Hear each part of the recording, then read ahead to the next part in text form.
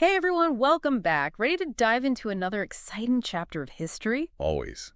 What have we got lined up for today's deep dive? Well, based on those amazing excerpts you sent over from the Founding of Rome 2024.pdf, I'm thinking we got to tackle the birth of an empire, ancient Rome. Ah, classic. You think you know the story, then bam, new research pops up with fresh perspectives. Love it. Exactly. So 753 BC, that's the traditional founding date, right? But, and I found this so interesting, some archaeological evidence suggests maybe things were brewing even earlier. It wouldn't be history without a little mystery. Right. And speaking of keeping things interesting, the Romans themselves went all out celebrating this legendary date with the Festival of Parmelia. It's like they knew they had a good origin story and weren't afraid to show it off. Yeah, talk about a party of the past. Okay, but now we got to talk about Romulus and Remus, because you can't discuss the founding of Rome without these two. Oh, absolutely not. Divine parentage, sibling rivalry, a she-wolf with a very important role. It's all there. It's like the OG drama, right? Myths were so much more than just stories for the ancient world. I mean, they were basically reflections of their values, beliefs, anxieties, you name it. And the story of Romulus and Remus, well, that's a direct line to the Roman psyche. Okay, so picture this. King Numitor, minding his own kingly business, gets overthrown by his power-hungry brother, Amulius. Ah, the classic power struggle. Never gets old. Right. But Amulius, he wasn't content with just the throne. He's like, out with the old, in with the guard, we'll just get rid of any potential rivals. So what does he do? Forces Numitor's daughter, Rhea Silvia, to become a Vestal virgin. Talk about extreme measures to secure your position. Totally. But here's where things get really good. Enter Mars, the god of war. Known for his, let's just say, passionate nature. Oh, yeah. And he sees Rhea Silvia and, well, you could say divine intervention took on a whole new meaning. And from this unexpected union, twin boys are born. Romulus and Remus. Talk about a wrench in Amulius's plans. Their very existence was a threat to his claim on the throne. He couldn't just let them be. So, classic Amulius. What does he do? Orders the twins to be tossed into the Tiber River. Like, problem solved. You see this all the time in these ancient stories. Babies in baskets, rivers of fate. It's practically a rite of passage for any hero worth their salt. We see a similar theme with Moses, Sargon of Akkad. It's fascinating how these motifs pop up across different cultures. Right, like a universal fascination with the underdog, the abandoned child who defies the odds. Precisely. And speaking of defying the odds, we can't forget about who rescued Romulus and Remus. A she-wolf. And honestly, this is where the story gets really juicy. There's this alternate version involving the word lupa. Ah, yes, lupa. The word itself holds so much duality. It can mean she-wolf, but it can also refer to a, shall we say, woman of negotiable affection. It definitely adds a whole new layer to the story, right? Like, even from the get-go, Roman identity was intertwined with this mix of the noble and the not-so-noble. And don't forget, wolves were considered sacred to Mars, so even in this alternate interpretation, there's still that subtle link back to the divine. It all comes back around. But regardless of who or what raised them, the image of the twins nursing from the she-wolf, that became super symbolic. You see it everywhere. Roman art, statues. It's this powerful representation of the city's wild origins. But back to the story. So the twins, they grow up raised by a shepherd, completely oblivious to their true lineage, until, of course, someone spills the beans. And as you might expect, finding out your grandfather's a dethroned king and your great-uncle tried to drown you in a river tends to light a fire under you. They were not happy campers, so they do what any hero in the making would do. Rally supporters, storm Alba Longa, defeat Amulius and Tada. Their grandfather, Numitor, is back on the throne.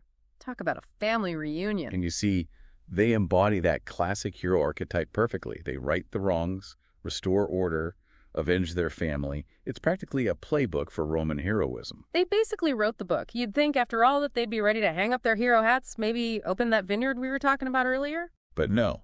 They've tasted victory, they're ambitious, and now they've got their sights set on an even bigger prize, building a city of their own. A city of their own. Sounds like a great idea in theory, right? But I'm sensing a little tension already. Like maybe two ambitious brothers, one city. It's a recipe for some serious conflict. It's almost inevitable, isn't it? You know, power dynamics, different visions, even the best of intentions can get a little messy. And these sources, they definitely highlight that clash. Romulus and Remus, They disagreed on the perfect spot for their new city. Okay, so where were they looking at? Well, Romulus, he was drawn to the Palatine Hill, but Remus, he preferred the Aventine. Might seem like a small thing, just picking a hill, right? Sure. But for the Romans, location wasn't just about the view. This was about divine favor, about strategy. The destiny of their entire city hinged on this decision. And this is where that whole augury thing comes in, right? Exactly. Interpreting signs from the gods, it was huge for them, like totally ingrained in their decision-making process. So no pressure there. Right. They believed the gods. They spoke through the natural world like the flight of birds could tell you everything you needed to know. Or a clap of thunder. Or even just which way a cat decides to walk. I feel like I would have made a terrible Roman. But in this case, the stakes were pretty high, even for ancient Rome.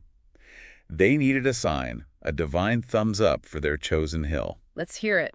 Who got the better omen? Well, Remus, over on the Aventine, he sees 6 birds fly overhead. Yeah. Which, hey, not bad, right? Solid start. But then we have Romulus on the Palatine, and he witnesses 12 birds soaring through the sky. 12-6. Game over. You'd think, wouldn't you? But Remus, he wasn't exactly known for just backing down. Maybe it was ambition, maybe jealousy, who knows. But he basically scoffed at Romulus's claim. Oh, this isn't going to end well, is it? And in a move that, well, let's just say it didn't go as planned, he jumps over the boundary Romulus had drawn around the city. Just like that. Wait, hold up. That's it.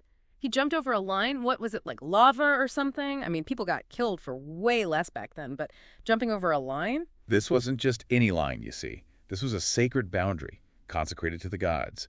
It marked the separation of the city from the wild.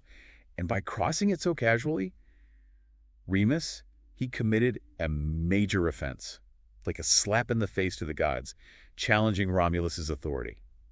Not a good move. Talk about a power move backfiring spectacularly. And, well, things escalated quickly after that. Because of course they did. Let's just say Romulus, he was not about to let that slide. This wasn't just about where to build their city anymore. This was about power, about the future of Rome. And, well, Remus paid the price. Wow. So Romulus, he's now the one in charge. City's under construction. You'd think that would be enough for one origin story, right? You'd think so. But the story of Rome's founding, it doesn't end there. There's another layer we need to uncover, a connection to a city already shrouded in myth and legend. Wait, you're going to tell me there's more? We're talking about Troy, aren't we? The Trojan War. I mean, it doesn't get much more epic than that. You're on the right track. We've got Romulus and Remus, the city's founders, their story basically woven into the fabric of Rome itself. But then we have Aeneas, this like almost mythical figure who brings a whole other level of grandeur to Rome's origin story. It's like the sequel no one knew they needed. And it was huge EE, especially during the Roman Empire. Can you imagine? Their origin story got all tangled up with the already legendary city of Troy. But I was coming a serious pedigree upgrade. Like, forget kings and queens. We're talking heroes and gods. And this is where Virgil's Aeneid comes in, right? Ding, ding, ding. We've got a winner.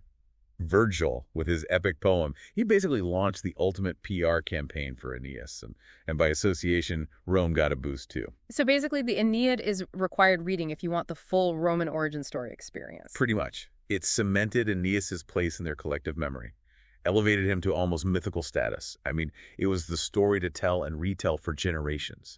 Okay, so, crash course for those of us who haven't cracked open the Aeneid lately. What's Aeneas' deal? All right, so picture this. Troy, at the height of its power, falls to the Greeks. Aeneas, a Trojan prince, son of Venus Casual, right?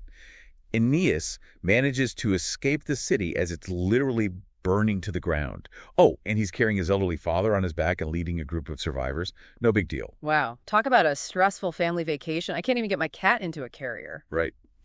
But seriously, Aeneas goes through it. Storms, sea monsters, encounters with all sorts of gods and mortals. It's basically the Odyssey, but with a Roman twist. But ultimately, he ends up in Italy, destined to establish a new nation. Of course, there's got to be a catch. You can have a good origin story without a little more conflict. Exactly. Aeneas ends up butting heads with King Turnus, a local ruler. It's all very dramatic. Yeah. Love triangle, epic battles, alliances made and broken. But in the end, Aeneas, with a little help from his very powerful mom, defeats Turnus and wins the right to establish his new nation. Okay, let me get this straight. This guy is descended from gods, survives the fall of a legendary city, goes on a crazy odyssey, and then fights a war to establish his own kingdom. You got it. And strategically speaking, Linking their history to Troy was a brilliant move for the Romans. It's Yep. like they inherited this legacy of destiny, this connection to a glorious past. All the perks of being descended from the Trojans, but without, the whole city burning down thing. Exactly. But as fascinating as these myths are, Mm-hmm. we can't forget the historical context. I mean, the early Romans, they were influenced by so many different groups. The Greeks, obviously, but also the Etruscans. They were a huge part of what shaped Roman culture. Right. Let's talk about those Greek influences for a sec. It blows my mind how much they impacted other cultures. Like they were the trendsetters of the ancient world. Totally. And their impact on Rome, especially early on. It's undeniable. Language, art, religion, they took inspiration from it all. Imagine growing up worshiping Jupiter, completely unaware that he's basically a Romanized version of Zeus. Talk about an image update. It's like the gods got a Roman makeover. But we can't forget about the Etruscans. They were a force to be reckoned with. Absolutely. Don't let anyone tell you otherwise. We're talking a powerful, sophisticated civilization here. They were thriving in central Italy long before Rome was even a blip on the radar. And their influence is everywhere, from art and architecture to politics. So it's like all these ingredients. The myths, the Greeks, the Etruscans, Rome's location, they all get tossed into the pot and boom, out pops the Roman Empire. And what an empire it became. It makes you think, what will people in the future say about our stories? The things we choose to celebrate, the legends we pass down. Right. How do our origin stories, whether it's about a person or an entire nation, shape how we see ourselves and the world around us? It's definitely something to think about. Well, everyone, that's a wrap on another deep dive. We explored myths, uncovered legends, and maybe even unearthed a few questions of our own. From she-wolves to sibling rivalries, it's clear. The story of Rome's founding is anything but boring. Thanks for joining us, and we'll catch you next time for another exciting journey through history.